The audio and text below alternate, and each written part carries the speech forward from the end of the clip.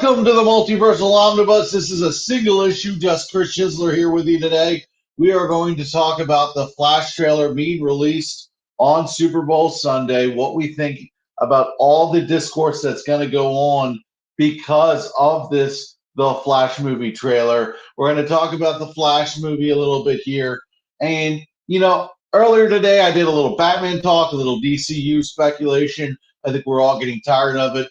Tomorrow is January 31st. James Gunn did promise that in January we would get some DC announcements. So expect that for tomorrow. Expect stuff to start breaking off tonight, maybe.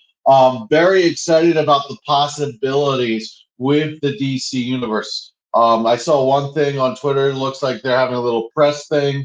And then, we'll get the details as they come out. I hope there's a big announcement made tomorrow and they make a big deal about it. But as everything is about to change in the world of DC, I wanted to take the opportunity to talk about the things already on the schedule. I wanted to take a last second chance to talk about the things already on the table for 2023. And the biggest thing on the table for 2023 is the Flash movie. Now, I know a lot of people are saying they see this movie, they believe that this movie is coming when they're in the theater. I understand there's a lot of doubt about the Flash movie, but Warner Brothers is done canceling things in terms of things that are already made. They're getting rid of the TV shows. I understand that, but this 2023 slate, other than Baby Blue Beetle, should be coming down in theaters. It is what it is. Ezra Miller's controversy is the number one thing on my mind when it comes to the Flash movie. And the reason for that is really simple. Ezra Miller, they are a interesting person. They are an interesting person. And there's always been controversy. He's not going to jail. That's the good news right now. We heard that, Warner Brother executives are saying that they might be comfortable keeping him as the Flash moving forward. We're going to have to hit the pause button on that and see whether or not, and I keep trying to remind myself to use they, them pronouns with Ezra Miller, whether they are part of the DCU moving forward, whether they impact DC's plan moving forward, not really the thing. What's it going to do when the Flash trailer drops? Because I think the general audience kind of has, it's not Twitter. I don't think there's as many people who know the details about Ezra Miller as we're talking about it on Twitter. I think a lot of people on Twitter and Facebook, diehard fans were saying all these horrible things about Ezra Miller. And we have strong opinions and we put our line in the sand. We definitely, you definitely have an opinion about that, about Ezra Miller. So it is what it is. But when the general audience comes and gets to look at this trailer, will the baggage from Ezra Miller, how much of that baggage will they associate with the movie, and how will it taint this movie trailer? Because I want to see if this movie, I think the movie trailer is going to get people excited. I think the movie trailer is going to get people excited. I think the general audience tuning in to Super Bowl Sunday, look, big football guy, can't wait for the Super Bowl. So glad I don't have to watch the Bengals in the Super Bowl. But that's a topic for a whole other show. That's not what we do here on the Multiversal Omnibus. But I think the general audience is going to get excited by Michael Keaton, Ben Affleck in the same movie. I think if you see your first glimpse, for the general audience, really, the first glimpse of Sasha Calle as Supergirl. I know we've seen behind the set photographs. We've kind of been in the loop as fans following the news of this movie. So the Sasha Calle Supergirl is not going to surprise somebody who is an avid fan. But you see the Batman together in the trailer. You see Ezra Miller. And how much does Ezra Miller even contribute to the marketing campaign? I know he is a character. His character He's basically playing two characters, and I know that he's in just about the whole movie.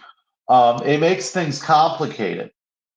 But how much does that taint the trailer? Because if the buzz is good, if the buzz is good Monday morning, if the buzz is good Sunday night, and Twitter is exploding about this trailer, and there's word of mouth about this Flash trailer in the offices and around the country on Monday morning, that's a good thing. If this creates a buzz about the Flash movie, that's a good thing. And I think the bigger the buzz is going to show you how you're going to survive the Ezra Miller controversies, how you're going to survive the distractions they offer this movie.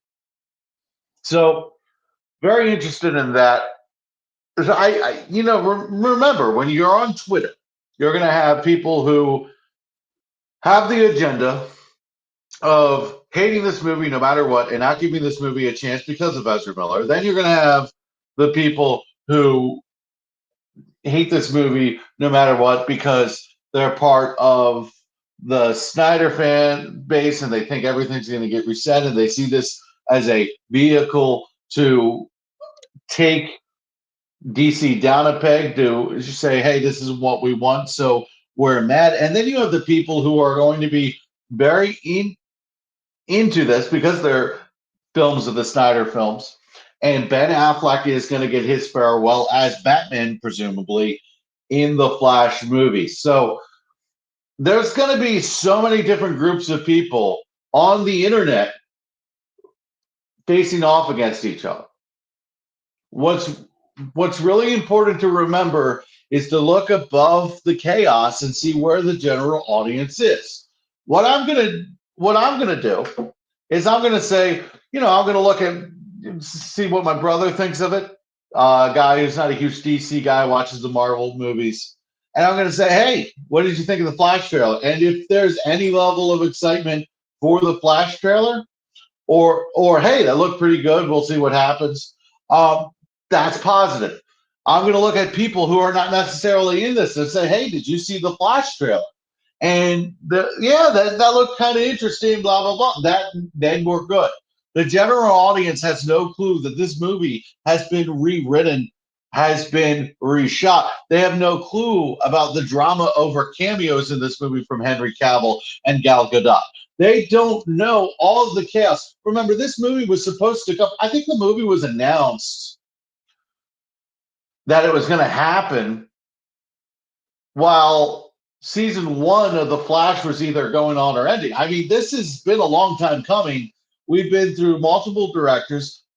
Muschietti, I am so excited about him, and I think he's going to be a big player in James Gunn's DC universe. Whether this film is the epic magnum opus of crazy greatness of just all of these things. We talk about the test screenings of this film, and DC is in love with this film. They think it is their big one. We've heard best test screening since The Dark Knight. We've heard all of this stuff. So if this film does very well, if this film does very well, it's probably going to complicate things for James Gunn one way or the other. One way or the other. If you keep Ezra Miller on as the Flash, you have complications for that forever. You never know if he's going to keep his head on straight, if he's going to, they are going to keep their head on straight. They are going to stay out of trouble. That's a complication. Do they stay in the movie, or do they survive that? So what I really want to focus on is the general audience and what are they talking about? Are they talking about Batman? Are they talking about Michael Keaton? Because I think an older fan base, an older portion of the general audience is going to go, Michael Keaton's back as Batman? I got to see this. And so you're going to have your different avenues into this movie. It's funny because we talk about different ways to get into superheroes and superhero films in general. What's the best way to start reading Batman? What movie should you start with DC or Marvel? And we talk about all this stuff. But this movie has a lot of different entryways, and I keep talking with my hands here. But this movie has a lot of interesting entryways. There's going to be people who are into this movie because Sasha Calle is Supergirl. There are going to be people who are into this movie because Ben Affleck's Batman. There's going to be so many different entryways to get people into this. That I think there's enough in this movie that pleases everybody. Pleases everybody. So the stakes for this Flash trailer are very high. We're going to see if the Flash is something the general audience is entertained by, and we're gonna see if they want to go see this movie. The buzz that this look Warner Brothers making a Super Bowl halftime show or Super Bowl commercial at somewhere in this. I said Super Bowl halftime somewhere in the Super Bowl. The fact that they will have a commercial somewhere in the Super Bowl, that's a big deal. I don't know why I said halftime. The the fact that they will have a commercial during the Super Bowl, it's a big deal. It's an expensive thing on a movie you've already reworked and twisted and discombobulated and strung together, and now you have something that you're actually proud of that the studio is crazy high on. I look, they canceled Batgirl right out of the gate. They said, nope, we're not even letting this see the light of day.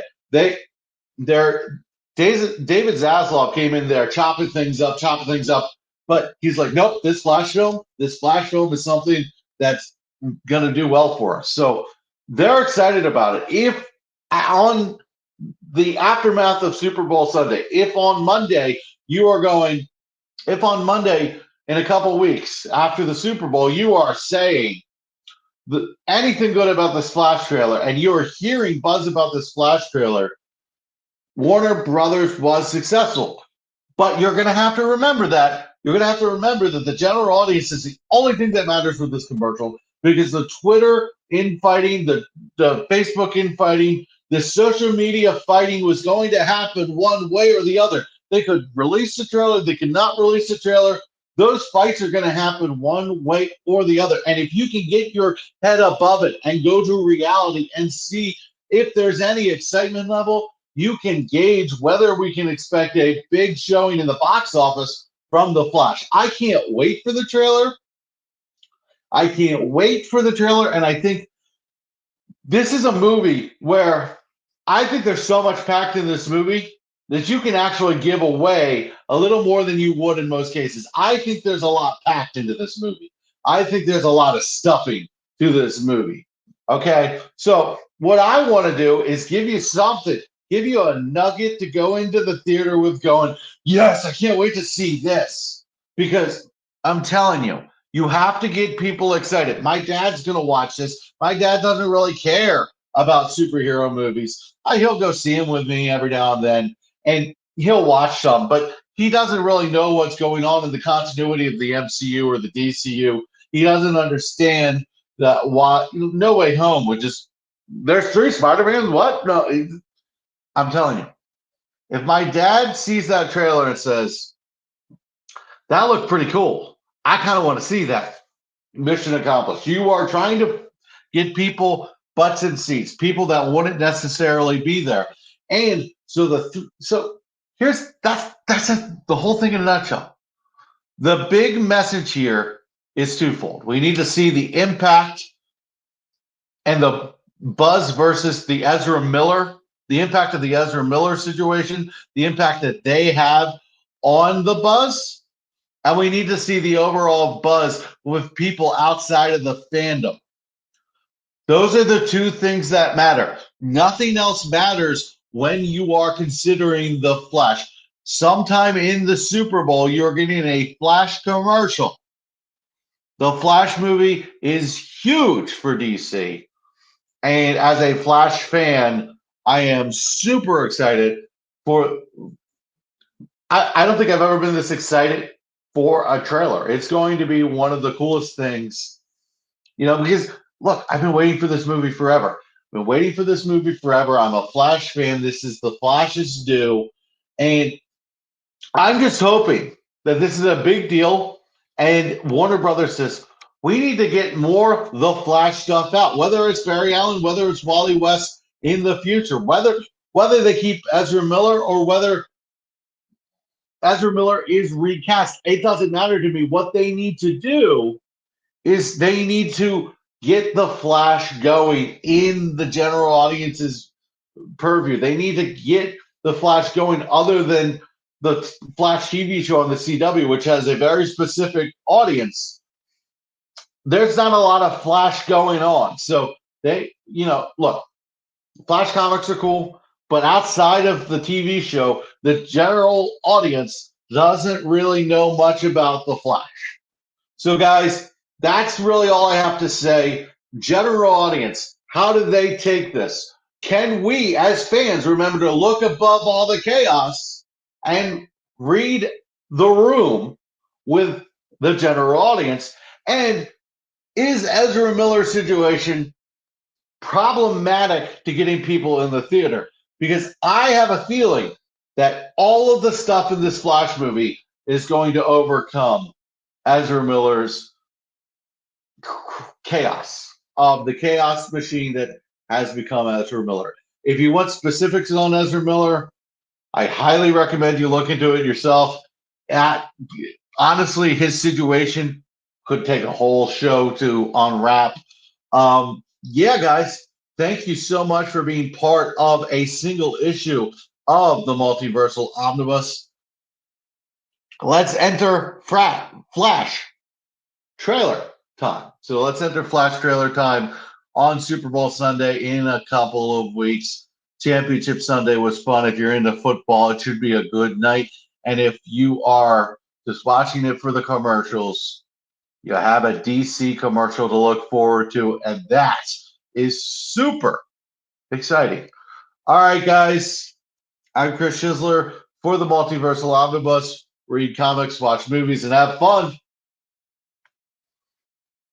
See you later.